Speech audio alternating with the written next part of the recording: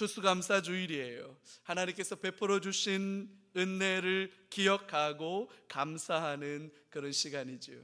부활주일, 성탄절과 함께 우리 신앙의 가장 중요한 토대이자 뿌리와 같은 그런 시간입니다. 오늘 우리가 읽은 바로 이 시편 말씀은 감사의 찬송으로 넘쳐나고 있어요. 하나님께서 베풀어 주신 은혜와 사랑을 노래하며 찬송하고 있죠. 히브리어, 구약이 원래 히브리어로 기록되어 있는데 그 히브리어 원어의 그 순서와 그 특징을 좀 살려서 제가 다시 한번 좀 읽어보면 이렇습니다. 바라키 나페시 앳 아도나이. 바라키, 송축하라. 나페시, 내 영혼아. 앳 아도나이, 하나님을. 송축하라 내 영혼아 여호와를. 송축하라 내 속에 있는 모든 것들아 그의 거룩하신 이름을. 그렇게 노래하고 있어요. 2절로 가면 그걸 또 한 번 반복합니다. 바라키 나페시 앳 아도나이. 내 영혼아 하나님을 송축하라. 근데 2절에서는 조금 더 확장했어요. 뭐라고 고백하냐면 그의 모든 은택을 잊지 말아라. 그렇게 얘기해요. 하나님께서 베풀어 주신 은혜를 잊지 말라고 얘기합니다. 하나님께서 내게 허락해 주신 그 수많은 은혜들을 잃어버리면 안 된다는 거죠. 그러면서 우리가 기억해야 할, 반드시 기억해야 할 하나님의 은혜가 어떤 것들인지를 3절부터 5절까지 상세하게 열거하고 있어요. 우리가 기억하고 찬송하고 기뻐하며 감사해야 할 하나님의 은혜는 어떤 게 있을까요? 시인은 뭘 노래하고 있을까요? 그러면서 뭘 가지고 내 영혼아, 내 속에 있는 모든 것들아, 자기 자신에 대한 다짐이고 자기 자신에 대한 결단이잖아요. 나 자신에게 선포하는 말이니까 내 스스로가 결단하고 다짐하면서 잊지 말아야 한다고 고백하는 하나님의 은혜가 어떤 것들일까? 우리 좀 한번 짧게라도 묵상해 보겠습니다. 첫 번째로 오늘 본문은 이렇게 말해요. 3절이에요. 그가 내 모든 죄악을 사하셨다.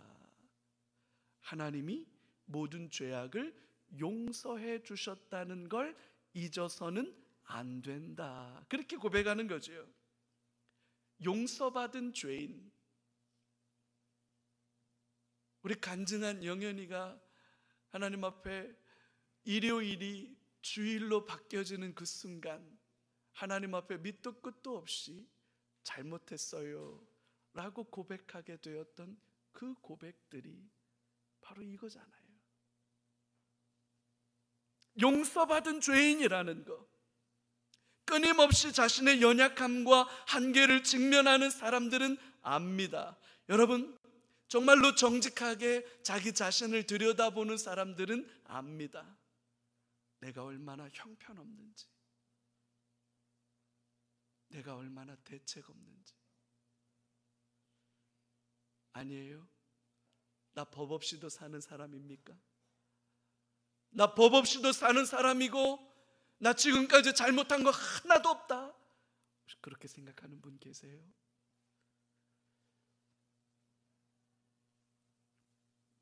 여러분, 하나님이 용서해 주신 은혜야말로 얼마나 감사한 겁니까? 오래 참고 기다려주시는 거야말로 여러분 얼마나 감사한 일입니까? 나의 악함에도 불구하고 여전히 사랑해주시는 하나님의 은혜, 여전히 기다려주시는 은혜, 여전히 다시 한번 기회를 주시는 은혜. 여러분, 우리가 이걸 잊으면 안 됩니다. 우리가 감사해야 할 이유가 거기에 있는 거예요. 두 번째, 뭘 가지고 우리가 감사하고 그 감사를 잊으면 안 되느냐? 그가 나의 모든 질병을 고쳐주셨다. 우리의 모든 질병을 고쳐주셨다는 것 때문에 하나님 앞에 감사하고 그 은혜를 잊으면 안 된다. 그렇게 시인은 노래하고 있어요. 여러분, 건강보다 소중한 게 뭐가 있겠습니까? 돈을 잃으면 조금 잃은 거고, 명예를 잃으면 절반쯤 잃은 거고, 건강을 잃으면 전부를 잃어버린 거다, 그런 말들을 하죠. 크고 작은 질병으로부터 우리를 지켜주시는 은혜, 고쳐주시고 치유해 주시는 은혜, 여러분, 우리는 이걸 잊으면 안 됩니다. 내가 오늘 건강한 건 의사 덕분이지, 건강식품 비타민 덕분이지, 뭘 그게 하나님 덕분이냐, 이렇게 생각하시는 분 있을지 모르겠습니다. 물론 훌륭한 의사의 도움이 필요하죠. 탁월한 약물의 도움이 우리를 고치고 치유하고 회복하는 일에 도움이 되는 것도 사실이지요. 하지만 여러분, 정말로 우리를 고치고 치유하시는 분은 우리 하나님 아니십니까? 왜냐하면 그분이 우리를 만드셨기 때문이에요. 너희 몸은 하나님의 성령이 거하시는 성전인 줄 알지 못하느냐? 하나님의 성령이 거하시는 성전입니다. 여러분, 오늘 이렇게 불편하지만 예배당에 나와서 이렇게 예배 드릴 수 있는 건강을 주신 것, 여러분, 이거 은혜 아닙니까? 저와 여러분들로 하여금 하나님을 찬송할 목소리를 주시고 눈을 주시고 귀를 주시고 오늘 일어나서 하나님 앞에 이렇게 활동할 수 있는 건강을 주신 것, 여러분, 이거 은혜 아닙니까? 이 은혜를 잊지 않는 여러분 되시기를 주의 이름으로 축복합니다. 혹시 여러분들 중에 육신의 연약함 때문에 고침과 치유와 회복이 필요해서 하나님의 은혜를 바라보는 분들도 계시지요? 그런 분들에게 하나님의 치유와 회복이 임하기를 주의 이름으로 축복합니다. 우리 몸을 지으신 그분이 우리 몸을 새롭게 하시는 은총이 임할 줄로 믿습니다. 세 번째는 뭐라고 노래하느냐? 4절이지요. 너의 생명을 파멸해서 속량하셨다. 여기서 너라고 말하는 건 자기 자신이에요. 자기 자신에게 자꾸 한번 상기시키는 거잖아요. 나의 생명을 파멸해서 속량해 주셨다. 속량이라는 말이 좀 어려운 말이죠. 이 말은 값을 대신 치루어 주었다란 뜻이에요. 대신 값을 치루어 주었다. 내가 지불해야 되는 거거든요.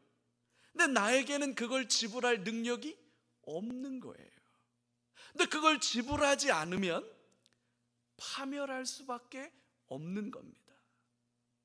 그걸 하나님께서 대신 갚아주셨다는 거죠.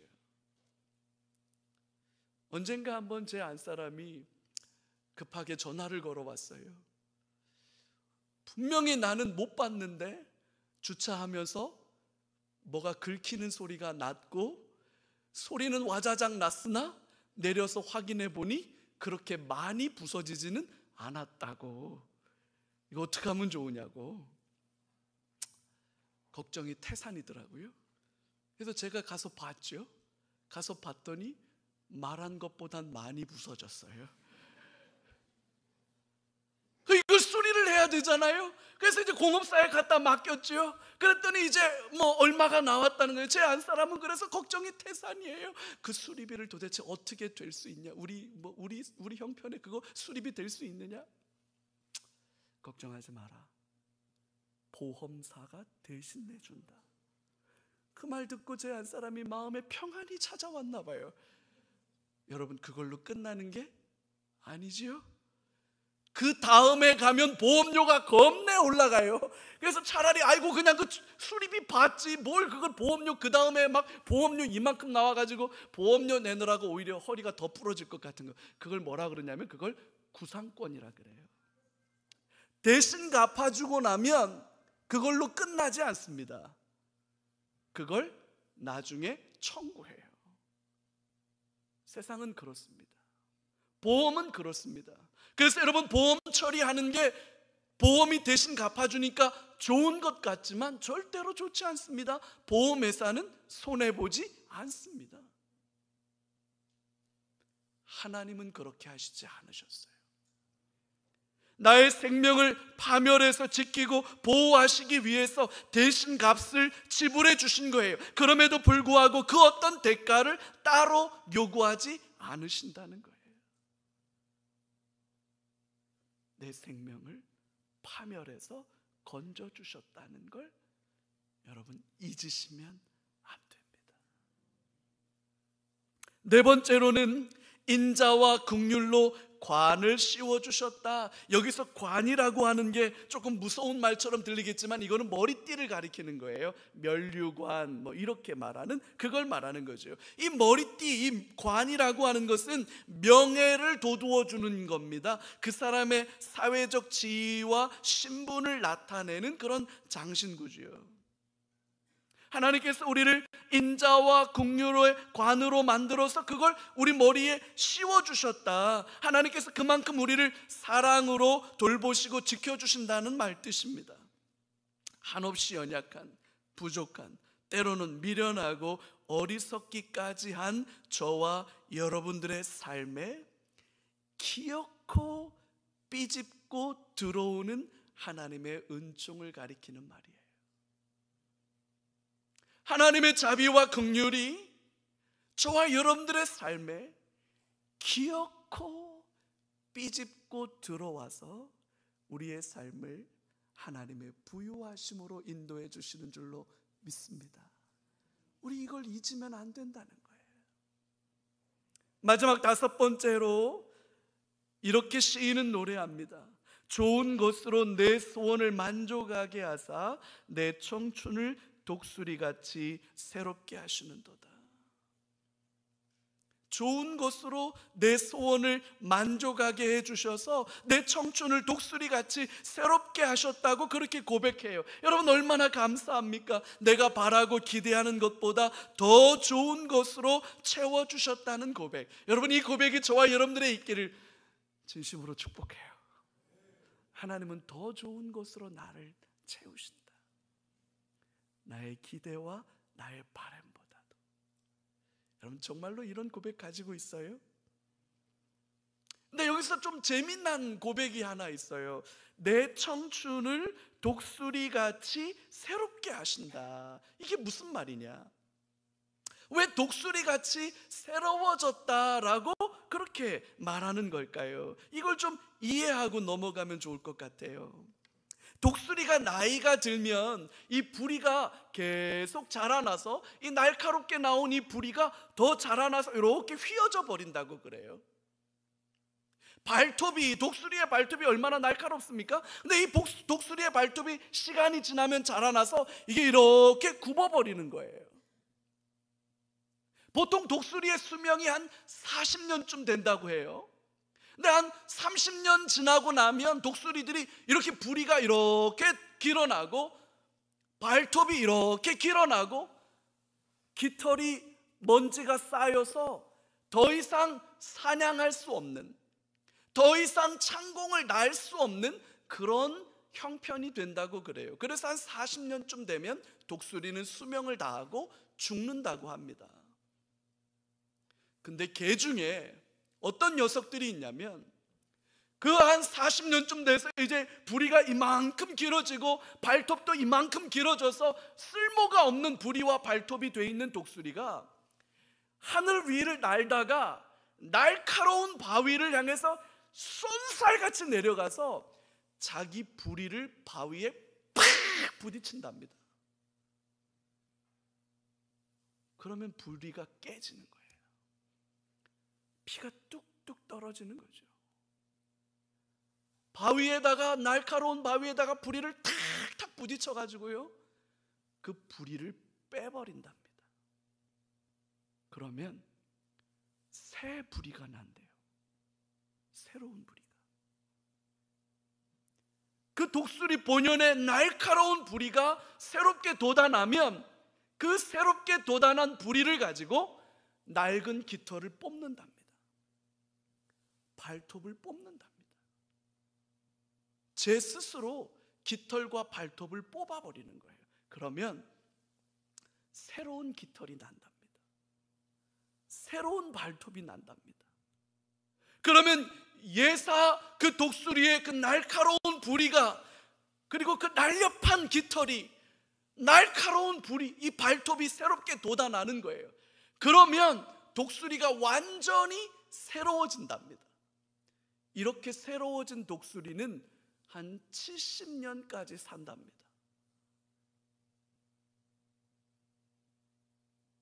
시인은 지금 그걸 얘기한 거예요. 내 청춘으로 독수리같이 새롭게 하시는도다. 완전 달라지는 거예요, 여러분.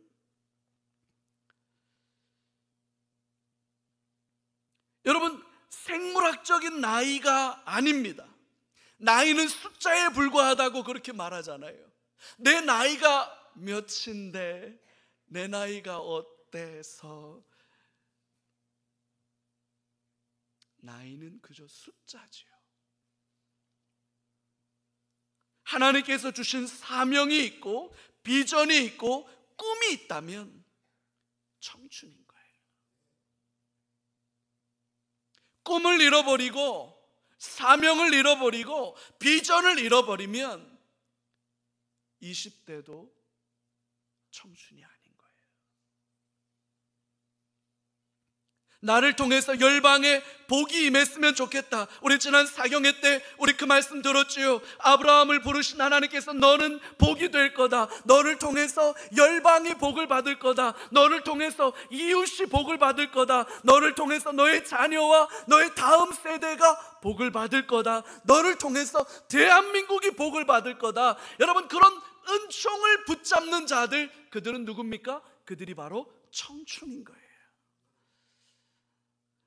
복음이 나 때문에, 나의 헌신과 섬김 때문에 땅 끝까지 전파되는 일에 조금이라도 귀하게 쓰임받았으면 좋겠다, 이런 꿈을 꾼다면 그 사람이 바로 청춘인 거예요. 내 청춘을 독수리같이 새롭게 하시는도다. 할렐루야. 우리 사랑하는 성도님들 모두에게 이런 은총이 임하기를 주의 이름으로 축복합니다. 여러분, 올 한 해 하나님께서 저와 여러분들에게 베풀어 주신 은혜는 어떤 것들이 있습니까? 추수감사주의를 맞아서 감사하고 기뻐하고 바라키 나피시 앳 엘로힘 이렇게 고백할 수밖에 없는 저와 여러분들의 고백과 간증은 어떤 것들이 있습니까? 잘 모르겠는데요? 뭐 그런 거 없는데요?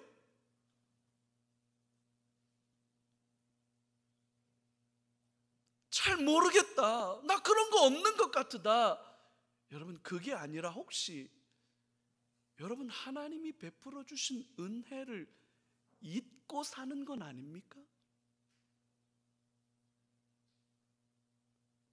내 영혼아 여호와를 송축하라. 내 속에 있는 모든 것들아 그의 은혜를 잊지 말아라. 그가 나를 용서해 주셨고, 그가 나를 고쳐주셨고, 그가 나로 하여금 자비와 긍휼로 관을 씌워서 내 머리에 덮어주셨고, 내 청춘을 독수리같이 새로워지게 하셨다. 여러분, 이 고백을 혹시 잊은 건 아닙니까? 감사의 반대말이 뭔지 아세요?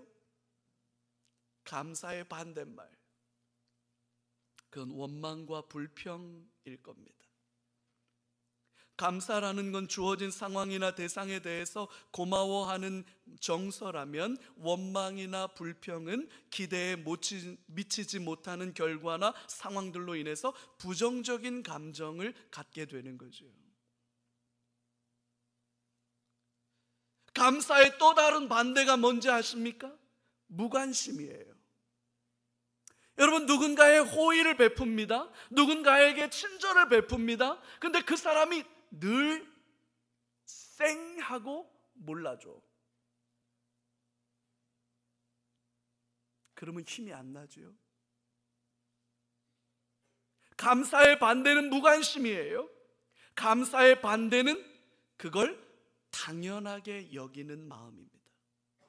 마치 그런 대접을 받는 것이 당연하기라도 한 것처럼 여기는 마음이 나를 사로잡고 있다면, 하나님이 나에게 행하신 일들을 기억하지도 않고 관심 갖지도 않고 생각해 보지도 않는다면 내 마음엔 불평과 원망이 더 크게 자리 잡게 되는 거예요. 감사는 사라집니다. 하나님의 은혜는 흔적과 자취를 감추어 버리고 말아요. 하나님께서 베풀어 주신 은혜가 없는 게 아니라 내가 무관심한 거죠. 그걸 당연한 것처럼 여기는 거죠. 아닙니다. 그래서 오늘 시인은 노래하는 거예요. 내 영혼아 여호와를 송축하라. 내 속에 있는 모든 것들아 여호와를 송축하라. 그의 은혜를 잊지 말아라. 여호와의 은혜를 잊지 않는 저와 여러분들 되시기를 바라요. 제가 설교를 준비하면서 자료를 찾다가 참 흥미로운 자료를 봤어요. 미국 인디애나 대학의 심리학과 뇌과학을 연구하는, 그 분야를 연구하는 조슈아 브라운이라고 하는 교수님이 계신다고 해요. UC 데이비스, University of California 데이비스 캠퍼스, 거기는 약대와 의대가 굉장히 유명하고 세계적으로 거의 탑 수준에 있는 학교거든요. UC 데이비스가.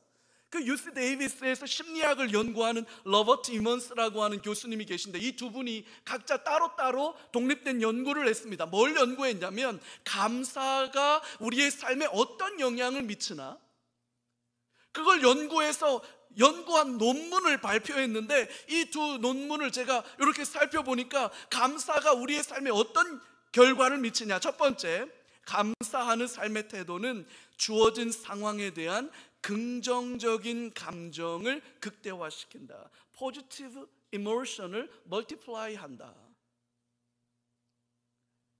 두 번째로, 이 감사하는 삶의 태도는 부정적인 감정을 막아준다. Toxic emotion, 아주 우울증이라든지 이런 중독적 부정적 정서들을 막아주는 역할을 감사가 한다는 거예요. 세 번째로는 감사가 스트레스에 대한 저항성을 높여준다. 네 번째로는 자기 존중감을 극대화시켜주는 기능을 한다. 여러분, 이게 지금 목사님 설교가 아니라 세계적인 수준의 뇌과학과 심리학을 연구하는 교수님들의 연구 논문이에요.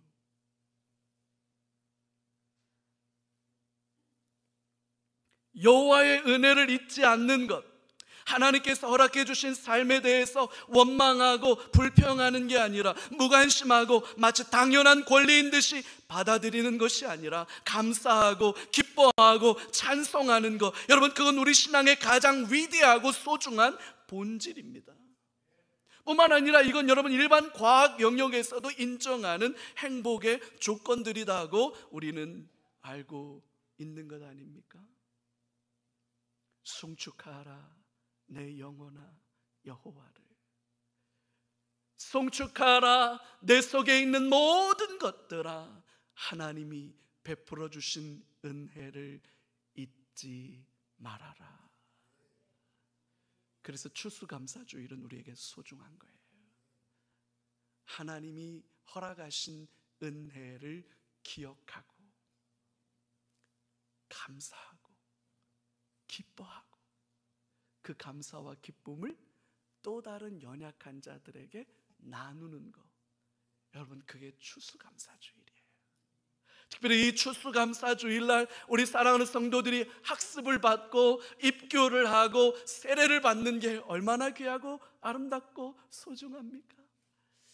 여러분, 날마다 세례 받는 사람들, 지난 2부에 세례 받으셨던 세 분은 우리 교회에 오셔서 신앙을 시작하신 분들이에요. 우리 교회에서 예수님 만나고 그 예수님 만난 감격 때문에 살아가시는 성도님들이 세례를 받아요. 여러분, 이게 얼마나 놀랍고 아름답습니까?